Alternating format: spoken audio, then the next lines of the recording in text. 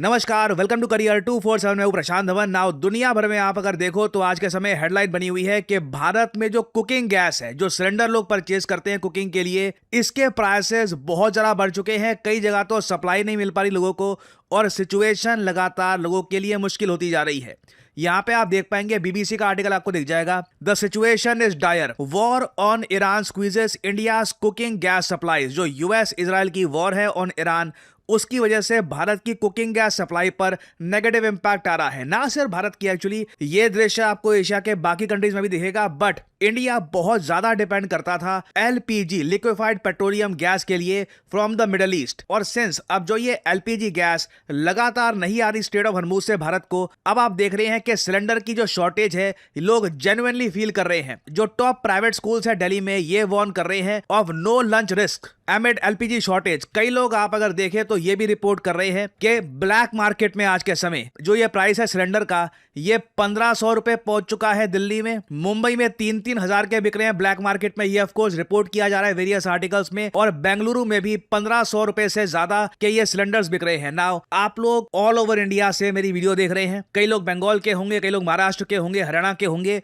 आप प्लीज अपने एक्सपीरियंस से शेयर करिए कमेंट सेक्शन में कि आज के समय आप लोग क्या एक्सपीरियंस कर रहे हैं। क्या आपको ये जो सिलेंडर है, एलपीजी सिलेंडर, आराम से मिल पा रहा है? कितना पे करना पड़ रहा है आपको? और ओवरऑल स्थिति कैसी है? क्योंकि आप अगर इंटरनेशनल मीडिया देखो ना, तो वहां पर ये लोग कह रहे हैं कि भारत में जो किचन्स है वहां पे लोग अब गर्म खाने की जगह ठंडा खाना ज्यादा प्रेफर कर रहे हैं, क्योंकि जो ये कुकिंग गैस शॉर्टेज है ये कब तक रहेगी, ये जो ईरान के साथ वॉर है कितनी चलेगी, नो वन नोज। ट्रंप ने, मैंने आपको बताया था, 1 महीने तक का इन्होंने कहा था कि 1 महीने तक हम मान के चल रहे हैं ये वॉर चलेगी। उसके आगे अगर एक्सटेंड करनी पड़ी तो ये एक्सटेंड भी करेंगे। So right now no one knows. और बिल्कुल यहाँ पे डर बना हुआ है कि इन्फ्लेशन का झटका और ना लग जाए यहाँ पर, क्योंकि जब कुकिंग गैस शॉर्टेज होगी तो जो ये होटल्स हैं, रेस्टोरेंट्स हैं, ये भी प्रॉपर तरीके से फंक्शन नहीं कर पाएंगे लॉन्ग टर्म में, और इससे बढ़ती है महंगाई। और ऑब्वियसली इंटरनेशनल मीडिया इसको एक्सटेंसिवली रिपोर्ट इसलिए भी कर रहा है क्योंकि ये कहीं ना कहीं भारत की जो ग्रोथ रेट है उसको भी इंपैक्ट कर सकता है अगर सिचुएशन इसी तरीके से बनी रही। ना यहाँ पे आपको समझना होगा कि सिंस भारत एनर्जी के मामले में काफी हद तक डिपेंडेंट है मिडिल ईस्ट पर, रशिया पर, तो वॉर्स और कॉन्फ्लिक्ट्स का जो इंपैक्ट है हमारे देश पर बिल्कुल होगा। मैंने आपको वैसे बताया था एक शॉर्ट वीडियो में कि ईरान वॉर के बावजूद भारत में पेट्रोल और डीजल के दाम नहीं बढ़ने वाले, ये स्टेबल रहेंगे। रीजन बहुत ही सिंपल है, हम लोग रशिया से मास क्वांटिटी में जो ऑयल है ये परचेज कर रहे हैं और भारत के पास state of the art refineries हैं, तो हम काफी हद तक पेट्रोल और डीजल के प्राइसेस जो 2021 से ही आप अगर देखो तो काफी हद तक एक फ्रीज जोन में है, ना बढ़ते हैं ना कम होते हैं, ये प्राइसेस यहीं पर रहने वाले हैं। बट पेट्रोल डीजल के अलावा अगर हम बात करें गैस की, प्राइमरली कुकिंग गैस की, तो वहां पर बिल्कुल प्रॉब्लम आ रही है। और आने वाले समय में अगर भारत को रेगुलर बेसिस पर सप्लाई नहीं मिली इन 2 गैसेस की, एक तो एलएनजी, देखिए एलएनजी क्या होती है, ये आपकी सिलेंडर वाली गैस नहीं है, ये है लिक्विफाइड नेचुरल गैस। ये प्राइमरली मीथेन होता है जिसको हम कूल कर देते हैं एट -160 डिग्री सेल्सियस। इसका बहुत ही ज्यादा बड़ा रोल है भारत में फर्टिलाइजर के लिए। अगर लंबे समय तक मान लीजिए कि कतर से हमारा जो आधा एलएनजी है ये कतर देश से ही आता है और ये स्ट्रेट ऑफ हॉर्मुज से आया करता था, वहां पे अब सिंस प्रॉब्लम आ रही है तो एलएनजी इंपोर्ट्स सिंस भारत के इंपैक्ट हो रहे हैं। क्वेश्चन यहां पर यह भी आ रहा है कि भारत क्या खाद, फर्टिलाइजर, क्या ये प्रोड्यूस कर पाएगा लार्ज क्वांटिटी में या नहीं, क्योंकि एलएनजी का बड़ा रोल होता है इसमें। फिर एलएनजी के अलावा जो एक बहुत इंपॉर्टेंट गैस है जो पूरे भारत में यूज की जाती है कुकिंग गैस सिलेंडर्स में, ये है लिक्विफाइड पेट्रोलियम गैस। और अभी के लिए लोग जो एलपीजी सिलेंडर्स हैं इनका क्रंच महसूस कर रहे हैं अगर ये वॉर इसी तरीके से आगे चलती है, क्योंकि अभी ईरान ने ये भी अनाउंसमेंट करी है अभी तो ये यूएस के अगेंस्ट और फ्रंट ओपन करेंगे जहां पर इनको लगता है यूएस कमजोर है। फॉर एग्जांपल यहाँ पे आप देख पाएंगे, आज ही न्यूज आई है कि एक ईरान लिंक्ड हैकर ग्रुप ने एक बड़ा साइबर अटैक किया है यूएस मेडटेक जायंट स्ट्राइकर पर। इससे देखिए जो भी डिवाइसेस यूज करते हैं माइक्रोसॉफ्ट इंट्यून को, ये डिसरप्ट हो चुके हैं और आने वाले समय में बताया जा रहा है कि ईरान बहुत सारे साइबर अटैक्स लॉन्च करने वाला है अगेंस्ट यूएस एंड इजराइल। जो यूएस और इजराइल की इंटेलिजेंस एजेंसीज है उनके ऑफिशियल्स कह रहे हैं कि ईरान को इन साइबर अटैक्स में रशिया और चाइना का सपोर्ट है। ये दोनों देश ईरान का यूज करके टेस्ट करना चाहते हैं कि कितनी वेव साइबर अटैक की यूएस और इजराइल झेल पाएंगे। और चिंता की बात यह है कि एशिया में जो लार्ज स्केल एलएनजी बायर्स है, मैं अगेन यहां पे रिपीट करूंगा, भारत में अभी के लिए जो सिलेंडर्स की बात हो रही है ना, उसमें हम फोकस कर रहे हैं एलपीजी पर। अभी एलएनजी क्राइसिस असल में देश ने फेस किया नहीं है। अगर देश लार्ज स्केल पर फर्टिलाइजर नहीं बना पाया तो किसान बड़े स्केल पर खाना कैसे उगाएंगे। ऑलरेडी मैं देख पा रहा हूं, यहां पे आप देख पाओगे चाइना के मीडिया ने रिपोर्ट करना स्टार्ट कर दिया है कि Asian LNG buyers prepare for Middle East conflicts to last for months. ये मान के चल रहे हैं कि अभी जो कॉन्फ्लिक्ट चल रही है मिडिल ईस्ट में, ये कई महीने चल सकती है। तो इसलिए एलएनजी बायर्स इस वक्त कहीं से भी मार्केट में इनको एलएनजी दिख रही है, चाहे ऑस्ट्रेलिया बेच रहा है, कनाडा बेच रहा है, कहीं से भी इनको सप्लाईज दिख रही है। लार्ज स्केल परचेज किया जा रहा है, चाहे थाईलैंड हो, कैम्बोडिया हो, जो बाकी आसियान देश हो, चाइना हो। चाइना एक्चुअली देखिए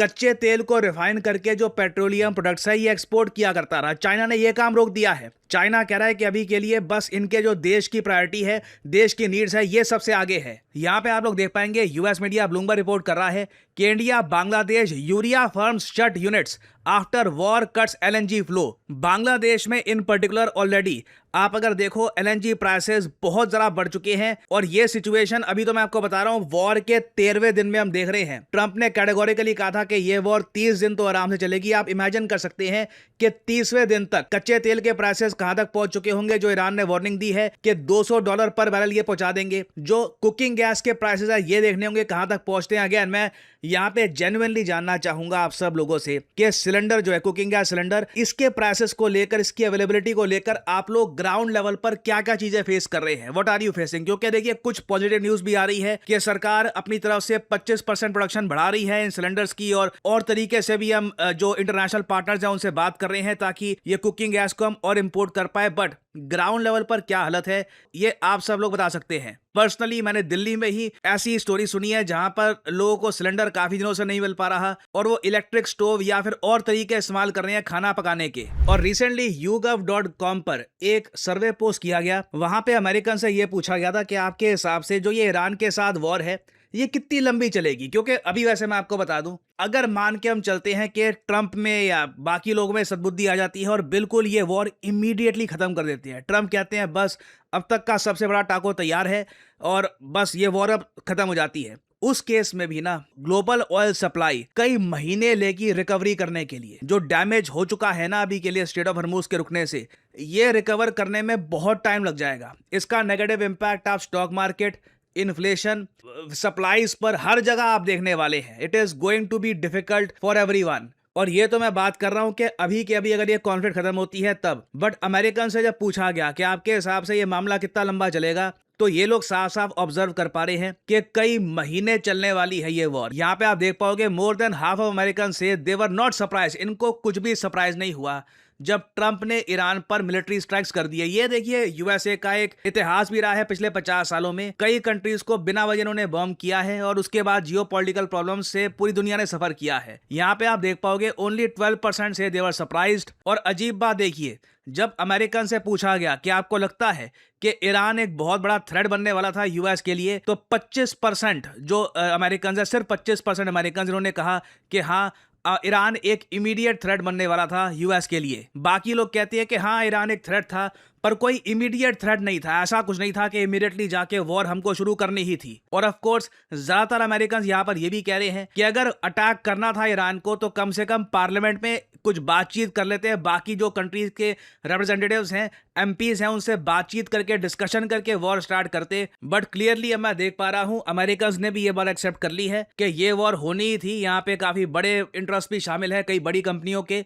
और कई महीनों तक ये वॉर चलेगी। यूएस का अल्टीमेट गोल ही यही है कि ईरान का जो ऑयल है वो भी यूएस कंपनीज के अंडर आ जाए। और अभी तो देखो मार्च 12 आ चुका है ना, सिचुएशन काफी चेंज हो गई है। अमेरिकन को भी समझ में आ गया है कि ईरान बहुत ही आसानी से ये कॉन्कर नहीं कर पाएंगे। 6 मार्च को एक इंटरव्यू हुआ था यूएस में एक व्हाइट हाउस ऑफिशियल का, उनसे पूछा गया कि आप क्या करना चाहते हैं, तो इन्होंने ईरान ऑयल के बारे में ये स्टेटमेंट दी थी। This is a long-term game because what we want to do is get such massive oil reserves in Iran out of the hands of terrorists. And so what we're going to experience here in the short term is highly outweighed of the long-term benefit, because ultimately we're not going to have to worry about these issues in the Strait of Hormuz, because we're going to get all of the oil out of the hands of terrorists. तो इनका simple यहाँ पे एक फंडा clear है कि short term के लिए, अब शॉर्ट टर्म कितना होता है, 2 महीने, 3 महीने, 6 महीने, उसके लिए जितना भी कष्ट होगा वो इसके बाद लॉन्ग टर्म में जो फायदे होने हैं उसके लिए ये बिल्कुल ठीक है, जायज़ है, और ये बिल्कुल ये करना चाहते हैं। यहाँ पर ये सब ऑयल ये चाहते हैं कि आतंकवादियों के हाथ से ये निकाल ले। So clearly this conflict is sure to last a very long time, और उम्मीद यही है कि भारत और सोर्सेज से अपनी जो एनर्जी नीड्स हैं ये पूरा करना स्टार्ट कर दे, and as a country we should probably be ready for any eventuality. In the future कुछ अपडेट्स आती है इस टॉपिक से रिलेटेड तो मैं आपके लिए अपडेटेड वीडियोस लाता रहूंगा। करियर 247 का डेटा एनालिटिक्स कोर्स आज के समय पूरे भारत में हजारों बच्चों का फ्यूचर एनरिच कर रहा है। गुजरात, महाराष्ट्र, साउथ की कई जो स्टेट्स हैं हमारी, वहां से हजारों बच्चे एनरोल कर चुके हैं हमारे कोर्स में। बट फिर भी बहुत से एस्पिरेंट्स हमसे ये सवाल पूछते थे कि जो बिजनेस साइड के स्टूडेंट्स हैं उनका क्या, जो लोग कोडिंग, पाइथन नहीं सीखना चाहते उनका क्या, जो लोग प्रोजेक्ट मैनेजर बनना चाहते हैं उनके लिए क्या कोर्स अवेलेबल नहीं है। वेल फाइनली IBM के साथ, जी हाँ, द ग्लोबल जायंट IBM, इनके साथ कोलैबोरेशन में हम लोग लॉन्च कर रहे हैं करियर 247 का बिजनेस एनालिटिक्स कोर्स। ये एक ऐसा कोर्स है जिससे आप अपना करियर बिल्ड कर सकते हैं एज ए बिजनेस एनालिस्ट, और इवेंचुअली आप एक कंपनी में एक प्रोजेक्ट मैनेजर बन सकते हैं। एक प्रोजेक्ट मैनेजर की सैलरी आप अगर गूगल करेंगे तो आपको पता लग जाएगा कि भारत में साल का 15 लाख से लेकर 18 लाख रुपए। और ये जो 6 महीने का कोर्स होगा बिजनेस एनालिटिक्स बाय करियर 247, ये है विद जनरेटिव AI, और इस कोर्स को कंप्लीट करने के बाद आपको मिलेगा triple certification by career 247 that will prove कि आपने जेन्युइन तरीके से लर्न किया है the core concepts of business analytics. तो आपको करना सिंपली क्या है, इस वीडियो के कमेंट सेक्शन में जाइए, यहाँ पे आपको ये लिंक मिल जाएगा, इस लिंक पर करिए क्लिक, आपके सामने ये वेबसाइट का पेज ओपन हो जाएगा। यहाँ पर जाइए और यहाँ पे आपको सिंपली ज्वाइन द प्रोग्राम ये फिल करना है, नाम, email ID, number, discount code obviously यहाँ पर डालिए PD10, ताकि आपको डिस्काउंटेड प्राइस पे ये कोड ऑफर किया जाए करियर 247 की तरफ से। फिर आपको एक फोन कॉल आएगा, आप बात कर सकते हैं, जान सकते हैं कि क्या ये कोर्स आपको सूट करता है या नहीं करता। और इसी नोट के साथ ये है वीडियो का अंत। Thank you for listening and as I always say, may the gods watch over you.